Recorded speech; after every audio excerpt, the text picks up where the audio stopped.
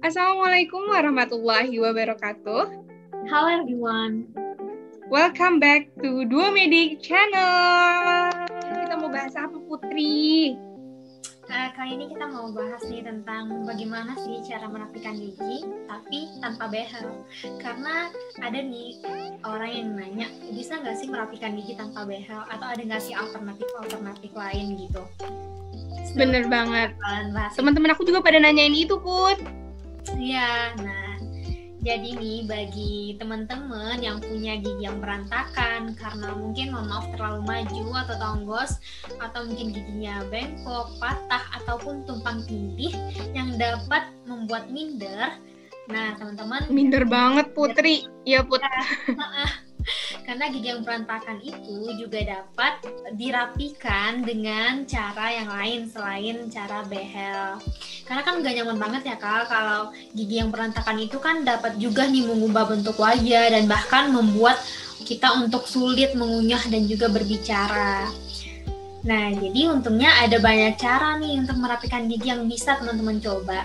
Dan kedepannya teman-teman tak perlu lagi malu untuk tersenyum lebar di depan banyak orang.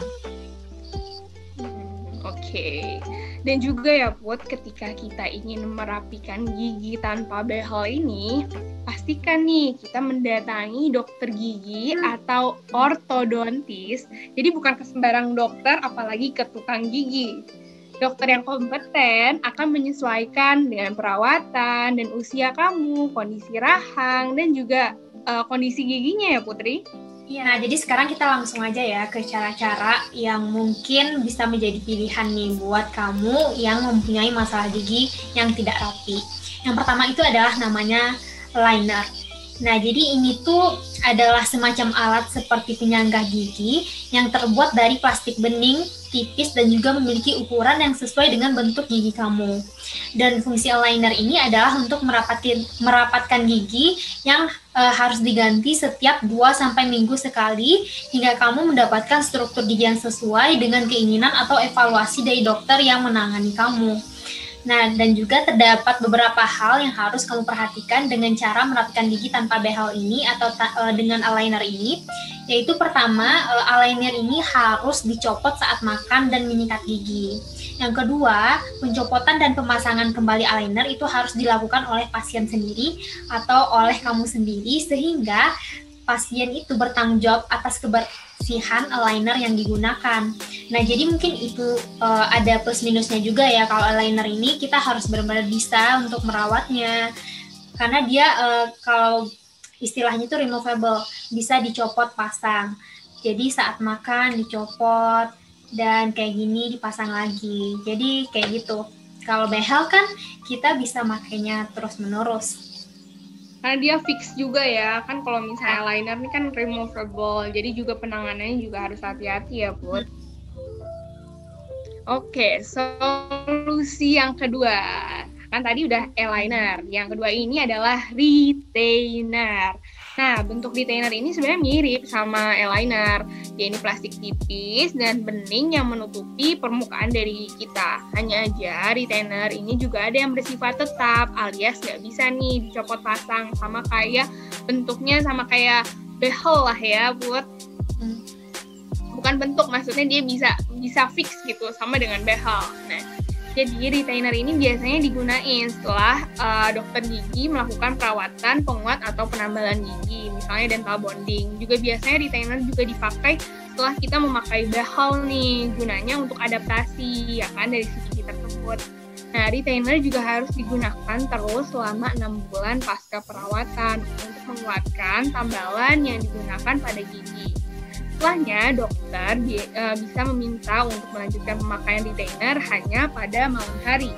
Saat siang, retainer ini bisa diletakkan di kotak khusus yang diberikan oleh dokter gigi untuk menjaga kebersihannya. Jadi penjagaan ini juga harus hati-hati sama dengan eyeliner, karena takutnya karena bahan barang ini bisa dicopot pasangkan, nanti kalau nggak hati-hati, nggak ditaruh dalam kotak yang khusus, bisa rusak, betul tidak, Bu? Ya, betul kan. Terus selanjutnya juga ada namanya resin gigi. Nah, kalau resin gigi ini tuh adalah cara mendapatkan gigi yang dilakukan dengan mengaplikasikan yang namanya resin yang mana resin ini tuh suatu senyawa yang sewarna dengan gigi. Nah, dia itu diaplikasikan di permukaan gigi. Dan resin ini kemudian dikeraskan dengan menggunakan sinar khusus sehingga terbentuk ikatan atau bonding yang dapat mengisi kekosongan antar gigi. Dan dia juga bisa menambal lubang kecil pada gigi dan juga bisa menghaluskan ujung gigi yang terasa kasar dan lain sebagainya. Dan juga misalnya nih teman-teman yang memiliki masalah gigi yang misalnya jarang gitu kan gigi yang bagian sentral atau bagian tengahnya. Nah, ini juga bisa menggunakan resin gigi.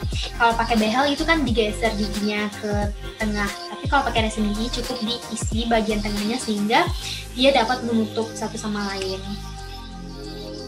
Bener banget, Put. Kita kasih tahu juga nih, kalau bahasa kedokterannya istilah yang namanya jarang gigi namanya diastem. Nah, yang sering kadang tuh di bagian sentral, kalau sentral kelihatan ada jarak gitu kan, kita juga jadi nggak pede ya, Put ya. Iya. Oke, kita masuk pada solusi yang keempat. Kalau kayak gini ke-8 ya. Solusi yang keempat. Jadi solusi yang keempat ini adalah mahkota gigi. Jadi mahkota gigi ini seperti layaknya topi ya, Put, yang diletakkan di atas gigi kita sehingga dapat menggantikan fungsi sebagian besar dari permukaan gigi. Mahkota gigi juga ada yang terbuat dari porselen. Nah, kalau misalnya porselen ini dileburkan ke logam dan berfungsi mengembalikan dari bentuk, kontur, serta penampakan gigi kamu. Jadi kelihatannya jadi lebih estetik gitu, teman-teman. Terus selain mahkota gigi atau crown gigi juga ada namanya veneer. Teman-teman ini pasti sering banget kan didengar. Kayak artis sering tuh pakai veneer dan lain segala macamnya ya, Kal. Nah, jadi veneer itu tuh adalah semacam lapisan tipis yang berfungsi sebagai cangkang gigi dan biasanya terbuat dari porselen. Dan beberapa dokter gigi itu juga biasa menggunakan bahan veneer lainnya yang memiliki warna senada dengan gigi sehingga sekaligus juga dapat memberikan efek gigi yang lebih bersih. Dan cara merapikan gigi yang satu ini atau yang dengan veneer ini yaitu mirip dengan pemakaian gigi maksudnya pemakaian kuku palsu nih. Ini dengan menempelkannya di permukaan gigi. Dan veneer dapat digunakan untuk merapatkan jarak antar gigi ketika behel tidak dapat melakukannya. Misalnya saat ada gigi yang keluar dari jalurnya, nah itu bisa kita lakukan veneer. Jadi seperti itulah. Kalau teman-teman yang sering pakai kuku palsu misalnya kan dilengketkan gitu ya ke kuku biar misalnya kukunya terlalu panjang dan kukunya jadi terbentuk dan lain sebagainya. Dan gigi juga bisa digituin.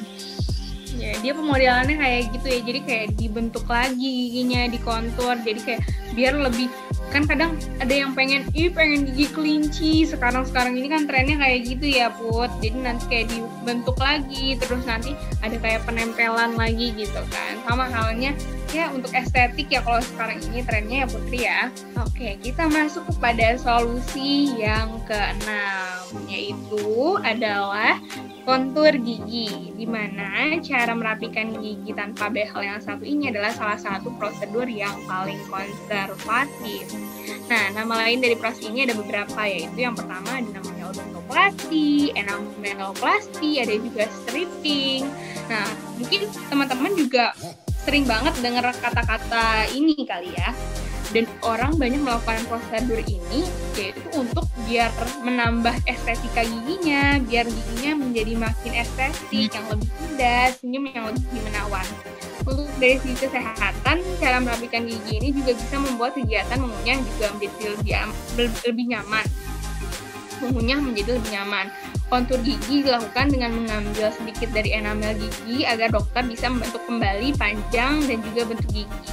Meski demikian, prosedur kontur gigi tidak akan membuat gigi ini menjadi ngilu atau nyeri. Nah, dan kita juga bisa melihat hasilnya secara instan. Jadi, setelah prosedur itu dilakuin, kita masih bisa melihat hasilnya. Dan tapi nih kadang-kala kalau cara-cara yang dipakai kamu harus melakukannya lebih dari satu cara. Jadi misalnya sebelum misalnya dokter akan meminta kamu melakukan veneer ataupun mahkota gigi beberapa bulan setelah melakukan kontur gigi. Jadi biasanya giginya dikontur dulu baru dipakaikan veneer atau mahkota gigi. Nah, jadi kadang juga harus dikombinasikan beberapa cara diatur. Gitu ya, Put. Gigi yang rapi yang sesuai yang kamu inginkan. Nah, tapi meskipun demikian nih, kalau menurut aku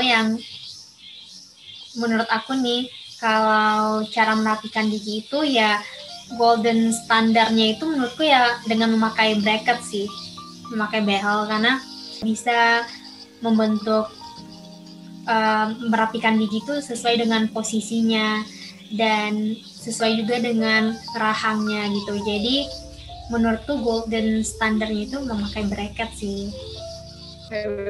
Oh ya. Aku tuh pernah dengar Put, jadi dalam Islam tuh sebenarnya ngekontur gigi ini nggak boleh gitu loh.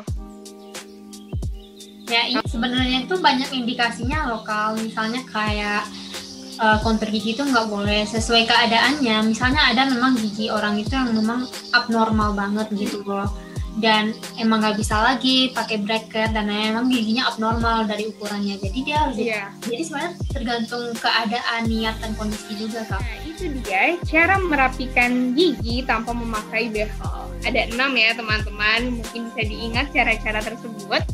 Nah, tapi cara-cara tersebut baiknya dipakai atau dilaksanakan pada gigi yang memang mengalami penyimpangan, memang memiliki masalah pada giginya. Nah, teman-teman yang memiliki masalah pada giginya mungkin bisa memakai salah satu cara di atas tadi. Sekian dari Dua Medik, semoga bermanfaat. Wassalamualaikum warahmatullahi wabarakatuh. See you.